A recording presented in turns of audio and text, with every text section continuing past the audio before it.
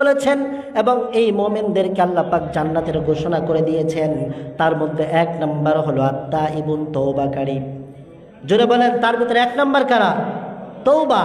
তওবা করবে যারা, আল্লাহ পাক বলেন আমি তাদেরকে জান্নাতের সুসংবাদ দিয়ে দিলাম। সুবহানাল্লাহি ওয়া বিহামদিহি।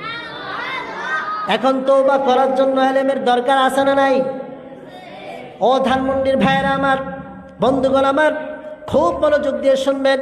তওবা করার জন্য ইলমের দরকার আছে, কারণ তওবা তো সবাই করে না। কারণ অপরাধ যদি সে মনেই না করে তাহলে তওবা করবে কেমনে? আরে আমার ভুল হইলে না আমি তওবা করব নাকি? এখন জজের সামনে গিয়ে দাঁড়াইছেন, আমার কোনো ভুল নাই। কি বলতেছেন? জজ সাহেব আমার কোনো ভুল নাই। আসলে আপনার ভুল নাই, তাহলে কি আপনি কি জজ সাহেবের সামনে মাথা নত করবেন?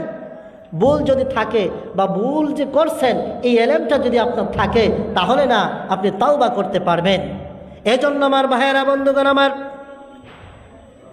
এলেমের দরকার খুব প্রয়োজন। কোন গুনাহ থেকে আমি কিভাবে বুঝবো এটা গুনাহ, এটা এই সম্পর্কে আমার এলেমের প্রয়োজন আছে, না হয় তওবা আমি করতে পারবো না। আর তওবা ছাড়া যদি আমার ইন্তেকাল হয়ে যায় তাহলে জাহান্নাম ছাড়া কোনো উপায় নাই। আমার বন্ধুগণ, জাহান্নাম ভয়ঙ্কর